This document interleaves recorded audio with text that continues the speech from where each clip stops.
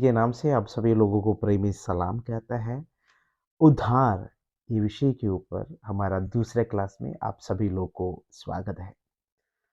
Salvation and it's glory नामक हमारा class दूसरा पार्ट में पहुंच गया है। पहला भाग आप सभी लोगों सुना है, मैं विश्वास करता हूं। अगर आप सुना नहीं है तो प्लीज़ हमारा पहला पार्ट को सुनिएगा ताकि आप लोग को और भी क्लैरिटी मिल जाए विषय के ऊपर। उद्धार क्या है और उद्धार का भाग क्या है हम लोग सीखे आ रहा था। पहला भाग क्या है हम लोग सीखा है, वही था अपने आप को प्रभु के चरणों में समर्पण करते अपना पापों को स्वीकार करना है। उद्धार की पहला भाग हम लोगों ने सीख चुका है। दूसरा भाग में हम लोग इस क्लास के द्वारा प्रवेश करता है। अब सभी लोग प्रार्थना के साथ इस क्लास को सुनिएगा ताकि हमारा जीवन में परमेश्वर सचमुच में परिवर्तन ला सके।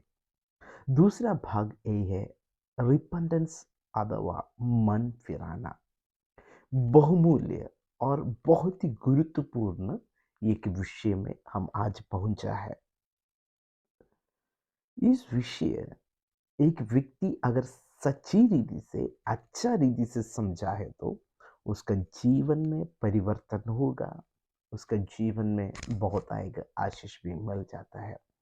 इसीलिए इस विषय आप अच्छा रीति से समझने के लिए मेरा प्रार्थना और दुआ प्रभु का चरणों में है। रिपेंटेंस नया नियम में कई बार रिपेंटेंस के बारे में लिख चुका है। बपतिस्मा देने वाला यूहन्ना से लेकर यीशु मसीह और यीशु मसीह के चेला और कई सारे लोगों ने मन फिराने के विषय के बारे में कह चुका है। मन फिराना एक शब्द जो नया नियम में दिया है, मेटानोइयो एक ग्रीक शब्द से उत्पन्न हुआ है।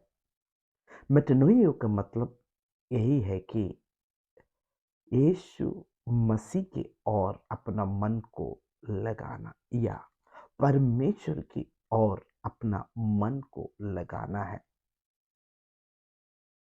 उसका मतलब और भी है, अपना जीवन में पूरी तरीके से मन में बदलावट आते हुए अपना स्वभाव में, व्यवहार में बदलावट आने के बारे में लिखा गया है।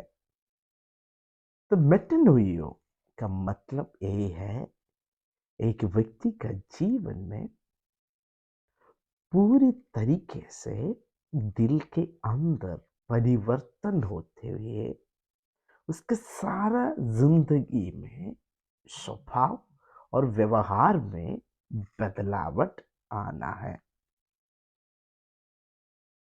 और उसके साथ साथ पाप से परमेश्वर की ओर अपना मन को लगाना है।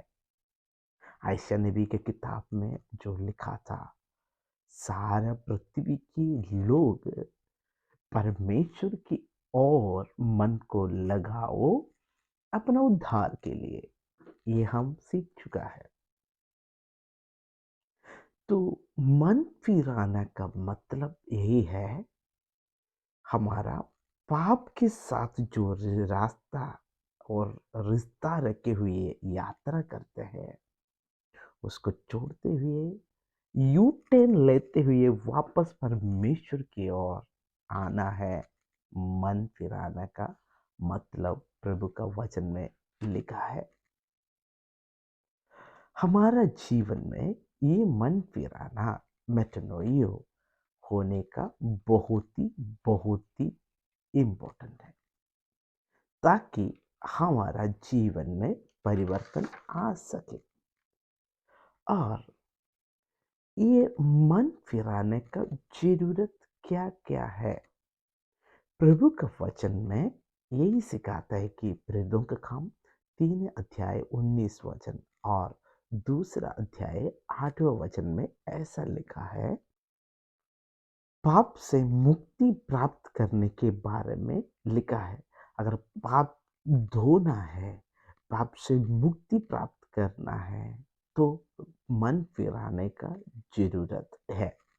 मत्ती रचित सुसमाचार 7वीं अध्याय 17 वचन में प्रभु यीशु ने ऐसा कहा है कि मन फिराओ, क्योंकि स्वर्ग राज्य निकट है।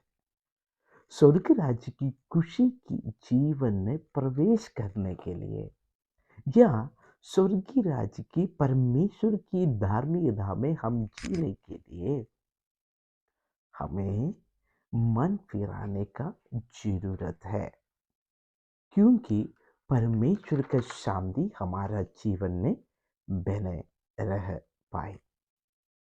और प्रेरितों का काम 17 अध्याय 30वें वचन में ऐसा लिखा है, परमेश्वर आज्ञा दिए हुए है कि सारे देश की, सारे जगत की लोग हमेशा मन फिराने पाए।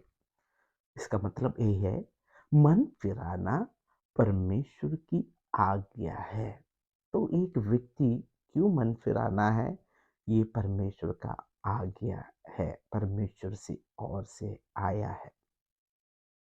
और दूसरे इतिहास 7वें वचन में 4वें अध्याय 14 वचन में ऐसा लिखा है, अगर मनुष्य अपने आप को नम्र करते हुए, प्रार्थना करते हुए परमेश्वर के समूह में पाप क्षमा प्राप्त करते हैं, अपना पापों को त्यागते हुए प्रार्थना करे, तो परमेश्वर स्वर्ग से सुनेगा और परमेश्वर पाप क्षमा देगा, उस देश को चंगाई देगा। तो मन फिराने से कई सारा गुण हमारा जीवन में है। लेकिन अगर एक व्यक्ति मन फिराया नहीं है, तो लूका रचित सुसमाचार 13वीं अध्याय 3 वचन में लिखा है, मन फिराया नहीं है तो वो व्यक्ति ऐसे ही नाश हो जाएगा। मन फिराने से हमें काफी सारा फायदा है। मन फिराया नहीं है तो हमारा जीवन व्यर्थ हो जाता है। इसीलिए उद्धार की दूसरा भाग में बहुत ही सविशेषता है। ये मन फिराना एक छोटी कार्य नहीं है। हमारा जीवन में हम पूरी रीति से अगर मन फिराया है, तो हमें परमेश्वर उद्धार देगा। काफी सारा लोग मन फिराने के बारे में सोच के रखा है कि पिछले दिनों में किया वाला पापों को या फिर गलतियों को याद करते हुए बहुत दुखी से भरा वाला जीवन को जीने से या फिर बिताने से पाप क्षमा प्राप्त करेगा या फिर मन फिराना हो गया। नहीं, कभी भी नहीं है। अगर आपका जीवन में हुआ वाला पाप को याद करते हुए रोने वाला व्यक्ति है, तो सिर्फ रोते रहते, तो वो मन फिराना पूरी नहीं हुआ। और आप बार बार परमेश्वर के समूह में यही प्रार्थना करते हैं, मैं पाप किया हूँ, मैं पाप किया हूँ, पाप किया हूँ, रोते हैं, फिर भी आपका जीवन में मन फिराना नहीं हुआ है। या फिर आप आपका पापों को स्वीकार करते हुए रोते हुए परमेश्वर को यही कहते हैं, मेरे जीवन में पाप हुआ है, मुझे परमेश्वर क्षमा करे, ऐसा बोला है तो। और आपका पापों को आप छोड़कर परमेश्वर की ओर और परमेश्वर के साथ चलने के लिए अपना जीवन समर्पण कर रहे, तो सच में आपका जीवन में मन फिराना हुआ है। इसलिए अभी तक मुझे सुनने वाला भाई बहन जवान लोग, अगर मन फिराने के कार्य आपका जीवन में नहीं हुआ है, तो हो सकता है कई सालों से आप चर्च में जाता है, हो सकता है बपतिस्मा पाया वाला व्यक्ति होगा, चर्च का बड़ा नेता होगा, मेंबर होगा, हो सकता है आप पहली बार यीशु के बारे में सुनने वाला व्यक्ति होगा। कोई भी हो, बूढ़ा हो, छोटा बच्चा हो, धनी हो, दरिद्र हो, मन फिराने की जरूरत है, क्योंकि एक दिन आप परमेश्वर का समूह में खड़े होना है। इसीलिए पाप क्षमा जीवन में बहुत ही ज़रूरी है। तो मन फिराना, पाप क्षमा प्राप्त करना, आपका जीवन में परमेश्वर बहुत आएगा आशीष देने पाए। मेरी यही दुआ है, यही प्रार्थना है। ये रिपेंटेंस अथवा मन फिराना आपका जीवन में पूरी तरीके से होने पाए। अगले वीडियो में हम तीसरा भाग के बारे में सीखेंगे, उद्धार की तीसरा भाग। परमेश्वर आप सभी लोग को आशीष दे। अगर ये आपको जीवन में आशीष के कारण हुआ तो आपका भाई लोग को भी ये वीडियो भेजकर उन लोगों को भी आशीष प्राप्त करने के लिए सहायता मिलने पाए। प्रभु बहुत आएगा आशीष देने पाए।